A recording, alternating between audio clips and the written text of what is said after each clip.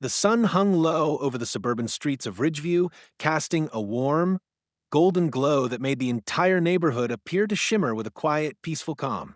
The trees lining the roads swayed gently in the afternoon breeze, their leaves rustling softly, while the occasional car passed by, breaking the stillness. It was an idyllic scene, the kind that promised serenity and safety. Inside a small, charming coffee shop, Valerie Harris sat by the window, cradling a steaming cup of tea in her hands. The soft murmur of conversation around her created an almost soothing background hum. She had always enjoyed coming here when she needed to clear her mind, to escape the noise and rush of her life. At almost 8 months pregnant, Valerie had been feeling increasingly fatigued, her body reminding her daily of the growing life inside her. She longed for a bit of peace before the chaos of motherhood fully took hold. Ridgeview had seemed like the perfect place for such peace. She and her husband, Adam, had relocated here just a few months ago, seeking a quieter life far from the hustle and bustle of the city. Adam was often away on business, leaving Valerie with more time to herself. She had hoped this would be an opportunity to form new connections, but so far, the neighborhood had felt like a place of isolation. While she had heard rumors about the local youth causing trouble now and then, she never gave much thought to it. She felt safe in her little bubble, surrounded by green lawns and picture-perfect homes. That afternoon, as she took her last sip of tea, she felt a sense of unease creeping into her mind. The weather had turned slightly cooler, and the sky had shifted to a soft, pale blue. A perfect day for a walk, she thought. She set her cup down and stood up, stretching her aching limbs. Despite her fatigue, the fresh air was tempting, and the walk would give her a break from the confines of the coffee shop and the isolation she often felt in their new home. She slipped her cardigan on and left the shop, stepping out onto the street, inhaling the crisp air as the door shut softly behind her. The streets were relatively quiet. Valerie walked slowly, her hand resting on her swollen belly, feeling the gentle kick of her baby with each step. She had become accustomed to these little reminders of the life growing inside her, each one bringing a sense of wonder and anticipation. As she made her way down a side street, she passed neatly trimmed hedges and well-maintained sidewalks. There was something almost too perfect about it all. Everything was in its place, as if the neighborhood itself was curated to present a picture of flawless suburban life. But just as she rounded a corner, the illusion of calm shattered. A group of young men appeared suddenly, emerging from an alleyway with loud laughter and crude jokes. Their raucous voices filled the air, and Valerie instinctively slowed her pace, keeping a cautious distance. She knew better than to trust her first impression. Although their behavior seemed more playful than malicious at first, there was something about their presence that set off alarms in her mind. She wasn't sure why, but she felt exposed, vulnerable, as though the ease of the moment was about to be disrupted. She instinctively reached into her purse to grab her phone, her fingers trembling slightly. She didn't feel threatened yet, but it didn't hurt to be cautious, especially being pregnant and alone. Before she could unlock her phone, one of the men turned toward her. His posture was unsteady, his body language that of someone who had been drinking or perhaps high. He staggered closer, his gaze locked onto her with a look that made her stomach turn. "What's a pretty lady like you doing out here alone?" he sneered, his voice dripping with arrogance. Valerie's heart skipped a beat, and she forced herself to maintain composure. She gave a tight smile, hoping her voice would remain steady as she replied, "I'm just taking a walk. Nothing to worry about." The young man didn't seem to care much for her response. Instead, he laughed harshly and then nodded to his friends, signaling them to close in. "I think she needs some company," he muttered, his tone now darker, more threatening. Valerie's pulse quickened. Her mind raced, calculating her options. There were too many of them, and she was too far from help. The group was closing in, boxing her in from all sides. Panic surged in her chest, but she fought to keep her breathing steady. She knew she had to act fast, but her mind was too foggy from the adrenaline to think clearly. She instinctively tried to back away, but one of the men grabbed her arm, yanking her roughly toward them. She gasped, the force of the pull leaving her unbalanced. She could feel the baby kicking again, harder this time, and it was a small comfort, proof that she wasn't completely helpless, that the life inside her was fighting alongside her. As the situation began to spiral out of control, Valerie's instincts kicked into high gear. This wasn't just a random encounter, it was something far more dangerous. She had no idea what these men wanted, but she knew one thing for sure. She had to get away. But just as things were about to get far worse, a voice rang out, cutting through the air like a blade. "Let her go." The words were sharp, commanding. The young men froze, their laughter silenced in an instant. They looked around, trying to identify the source of the interruption. The voice came again, louder this time, firm and unyielding. "I said let her go." From the shadows of a nearby alleyway, a tall figure emerged, his posture straight, his presence commanding. He moved toward the group with a calculated military precision that was immediately noticeable. The young men shifted uneasily, their bravado faltering under the weight of his gaze. There was something about this man that screamed authority, and it was clear he wasn't someone to be trifled with.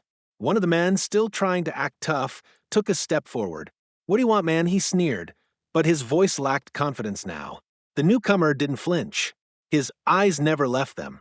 "I'm giving you one chance to walk away before this gets ugly," he said, his voice cold, almost methodical. The tension in the air was palpable. The group of men exchanged nervous glances, sizing up the stranger. There was no mistaking the threat in his tone. Slowly, one by one, they began to back off, their bravado completely evaporating. They muttered curses under their breath as they retreated, leaving Valerie standing in stunned silence. The man's eyes turned to her, his expression softening just slightly. "Are you all right?" His voice was low, almost gentle, but there was an undeniable sense of urgency in it. Valerie nodded, her breath still coming in short gasps as she tried to steady herself. "Thank you," she whispered, her voice trembling. Without a word, the man gave a quick nod and turned away. But before Valerie could fully process what had just happened, his phone rang. He glanced at the screen, his expression hardening. "Stay here," he ordered, his voice clipped. He turned and disappeared down the street before she could even respond. Valerie stood there, still trembling, her hand resting protectively on her belly. She didn't know who this man was, but there was something about him that didn't sit right. He wasn't just an ordinary passerby. As she tried to shake off the encounter, she realized she needed to get home, to safety, where she could process everything that had just happened. When Valerie arrived home, the familiar comfort of her front door did little to soothe the lingering sense of dread. Her mind raced with questions. Who was that man? What had just happened? What had the group of men wanted from her? Her husband, Lieutenant Commander Adam Harris, arrived home unexpectedly early, his dark eyes immediately fixed on her, scanning her face for any signs of distress. "Valerie, what's wrong?" he asked, his voice tight, his focus intense. "I'm fine," she replied quickly, but her voice betrayed her. Just a little shaken up." Without a word, Adam pulled out his phone, his demeanor shifting from concerned husband to someone entirely different, someone who was alert, focused. "Where were you?" he asked, his voice low, almost demanding. "Just out walking," Valerie replied, but she knew, even as the words left her mouth, that something was off. Adam's demeanor had changed. He was no longer just her husband, he was a man on edge. He had questions, and it was clear that he already knew something was wrong. "That's not what I asked," he said, his jaw tightening. "Were you in Ridgeview today? Near the old street?" Valerie nodded, confused. "Yes, but it's nothing. Some guys tried to intimidate me, but someone stepped in." Adam's expression shifted immediately, his jaw clenched as he pulled her into the kitchen, his eyes scanning her for any signs of injury.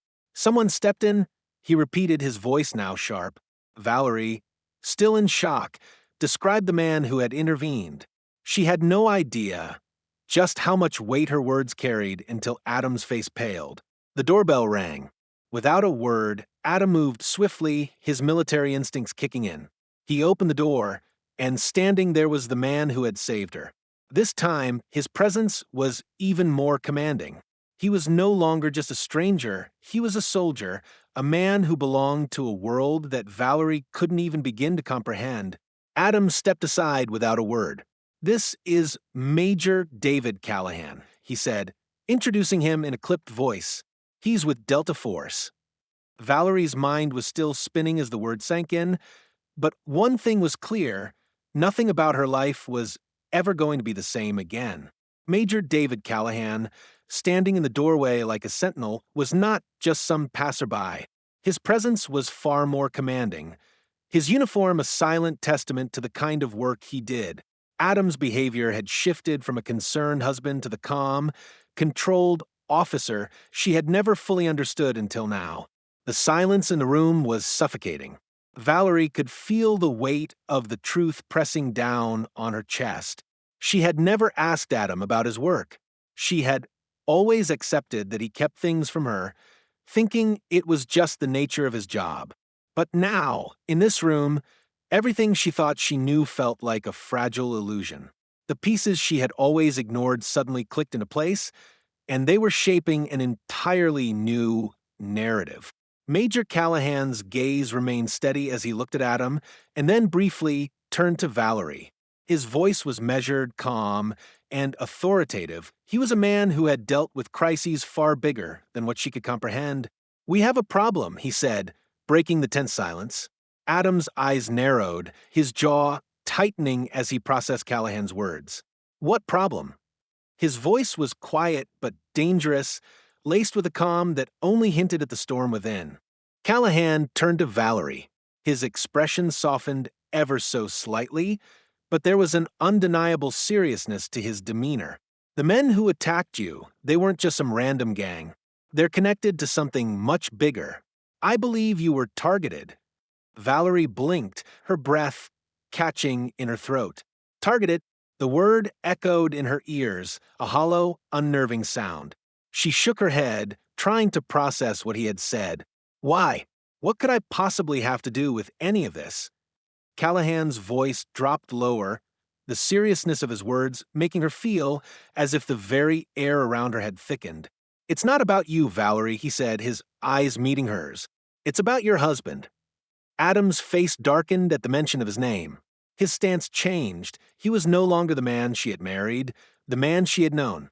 He was a soldier, and the air in the room shifted, taut with the weight of something far larger than either of them.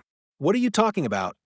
Adam's voice was sharper now, each word precise like a blade. Callahan paused, seemingly weighing his words carefully. "There's an operation, a covert one. We've been tracking these gangs for a while, but someone tipped them off. Your wife, Valerie, was collateral damage in a situation that was never meant to involve her." His eyes flickered toward Adam again before returning to Valerie. "I think they were trying to get to you, through her." A chill ran down Valerie's spine, a cold sweat breaking out across her forehead. Her world, which had seemed so small and manageable just a few hours ago, now felt like it was collapsing inward, like she was standing on the edge of something she could never unsee. "But why? Why would anyone want to hurt me, to use me as leverage?" "Because of what your husband does," Callahan said quietly, his voice almost mournful. "Adam's involvement in this operation has made him a target, and now you're involved too." Valerie's mind whirled as she struggled to understand what was happening. Adam had always been secretive, but she had never imagined anything like this. She had no idea what his job entailed beyond the vague mentions of his work. He had always been distant, leaving early in the morning, coming home late at night, disappearing for days at a time. But this was something else entirely. It wasn't just a job, it was something deep, something dangerous, and now she was caught in the middle of it. "I don't understand," she whispered, her voice shaky. "How could I possibly be a part of this?" "You're not a part of it," Callahan replied quickly, his tone softening slightly, though his eyes never left hers. "You're just in the wrong place at the wrong time. But that doesn't make this any less dangerous. These people, they're not playing by the rules. And now they know about you. They know you're Adam's wife." Adam stepped forward, his expression now unreadable and his voice cold and steady. "Tell me everything. Don't leave anything out." His gaze locked on Callahan, and for the first time, Valerie saw the full extent of his resolve. This was no longer a matter of protecting his wife. This was about something much bigger, something that involved his life in ways she hadn't even begun to understand. Callahan nodded, clearly accustomed to dealing with high-stakes situations. There's an underground network operating in this region. Several criminal factions are working together, coordinating their efforts. They're involved in everything from arms dealing to human trafficking. We've been monitoring them for months. But recently there's been a change. Someone within our ranks has been leaking information. These gangs now know who we are and what we're doing. We've been trying to keep it under wraps, but the leak, it's getting worse. And they've connected you to the operation through Adam. Valerie's stomach twisted. But why would they attack me? If they're after Adam, why? Callahan cut her off, his expression hardening. It's a tactic. They've used similar methods before. They target loved ones. It's leverage. If they have you, they can force Adam to make certain moves, force him to take risks. It's psychological warfare. Adam's hand clenched into a fist, his jaw twitching with anger. I won't let them use her like that. I know, Callahan said calmly. But we need to be prepared. There's no telling how far they'll go to get to you, Adam. And now that Valerie is involved, she's a target, too. We have to act quickly. There's no time to waste. Valerie looked between the two men, feeling the weight of their words pressing down on her. She wasn't just some bystander anymore. This was her life, too. Her heart pounded in her chest as she processed the fact that her husband was part of a covert military operation, one that was now under threat. She had always known there was more to him than what he showed her, but never in a million years had she imagined this. Adam was a soldier, a man of war. And now, because of him, she was entangled in something dangerous, something she didn't fully understand but couldn't escape. She straightened, her voice trembling but firm. I'm not staying out of this. If they're after me because of Adam, then I need to know what we're dealing with. I need to help. You can't just shut me out. Adam looked at her, his eyes filled with a mix of concern and disbelief. Valerie, no. This is dangerous. You're pregnant. I know what I'm getting into, she interrupted, her gaze unwavering. You've always kept me in the dark, Adam. But this is my life, too. I'm not just going to sit here and wait for someone to hurt me. I want to be part of this. I want to help stop whatever's coming. Adam's expression softened, but his resolve didn't waver. You don't understand what they're capable of, Valerie. I can't let you risk yourself. But Valerie could see the conflict in his eyes, and she knew, deep down, that he understood why she had to be involved. The silence that followed was filled with tension, but it was clear that they were at a crossroads. Callahan broke the silence, his voice steady.